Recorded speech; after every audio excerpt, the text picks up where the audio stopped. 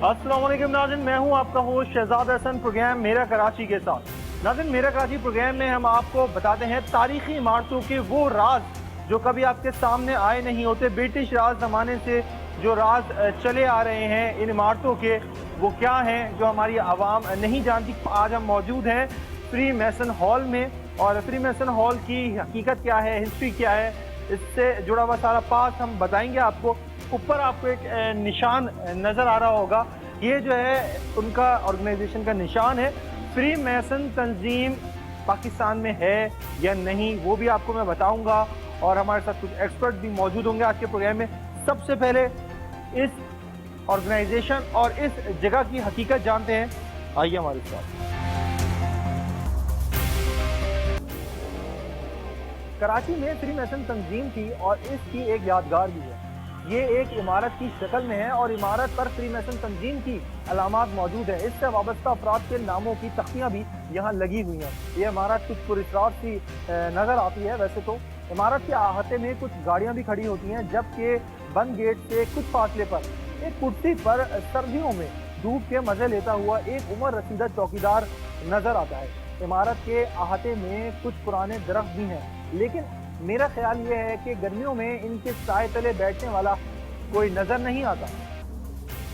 Free मैसन तंजीम के बारे में जब हम लोगों ने खोजना शुरू किया तो इसकी हिमायत में बहुत कम लेकिन मुखालफत में बहुत ज़्यादा मवाद दस्तियाब है। अमूमन मुसलमान कलमकारों की राय ये है कि फ्री मैसन दरअसल यहूदियों की एक परवरदा एक तंजीम थी, लेकिन तक़सीम से पहले ये हकीकत मुख्तलिफ थी। ये भी एक हकीकत है कि तंजीम में तक़सीम से कबल और बाद में मुसलमान शामिल होते थे। तक़सीम से कबल कराची के मुसलमानों में एक बड़ा नाम जाम अय्यूब इलियानी का है, जिनका नाम अब इमारत की एक तख्ती पे मौजूद है। सिर्फ इनका नाम ही नहीं बल्कि दो और मुसलमान भी हैं जिनका नाम इस तख्ती पे मौजूद है, जिनमें एक MMR शिराजी और दूसरा नाम MG हुसैन है। जाम अय्यूब सिर्फ तंजीम के रुकन नहीं थे, बल्कि ये दोनों हजरात फ्री मैसन तंजीम के अहदेदार भी थे। इन्होंने जाम अय्यूब के साथ मिलकर फ्री मैसन तंजीम में काम किया, यानी कि वो भी फ्री मैसन तंजीम के मेंबर थे। मिर्जा असदुल्ला खान गालिब भी फ्री मैसन तंजीम के रुकन थे। इसकी तस्दीक नामवर अदीब और दानिश्वर जनाब अजमल कमाल भी कर चुके हैं।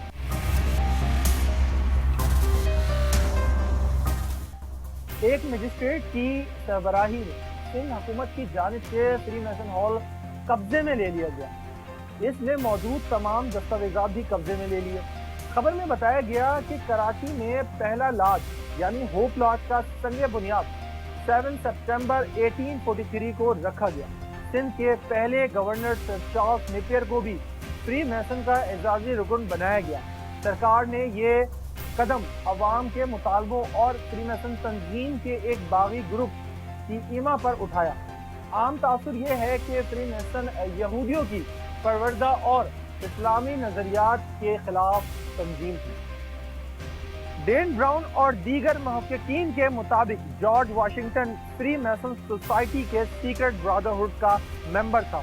यही नहीं, लियोनार्डो डा विंची अखवान के मेंबर थे। सबसे अहम बात, पपायत के दौर में जब मुसव्विर और मुजस्समा साज बनानी, जिसका नाम मुजस्समा साज का नाम था बनानी को रोम शहर में मुकद्दस मुजस्समे बनाने के लिए ठेका दिया गया, तो इन्होंने अपने बनाए हुए मुजस्समों में खुफिया तरीके से ऐसी अलामतें रखी जो सिर्फ यहूदी मजहब से मुताल्लिक थी, बल्कि कुछ सूरतों में पपायत की अकीदत का मजाक भी उड़ाया गया।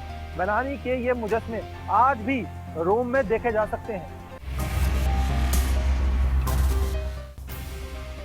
नाज़रीन, फ्री मैसन तंजीम पर लगने वाली पाबंदियों के हवाले से वेबसाइट पर दस्तियाब रिपोर्ट के मुताबिक 16 जून 1983 को मार्शल लॉ रेगुलेशन 56 के तहत फ्री मैसन की गैर कानूनी सरगर्मियों को फौरी तौर पर बंद किया गया, लेकिन इसके बावजूद ये सरगर्मियाँ जारी रही। इस हुकूमत के तनाज़ुर में 29 दिसंबर 1985 को इन सरगर्मियों पर पाबंदी आयद कर दी गई। इससे कबल 1965 के आखिर में हुकूमत पाकिस्तान से मुसल्लह अफराद के अरकान पर फ्री मैसन, रोटरी और लायंस क्लब की रुकनियत लेने पर पाबंदी लगाई गई।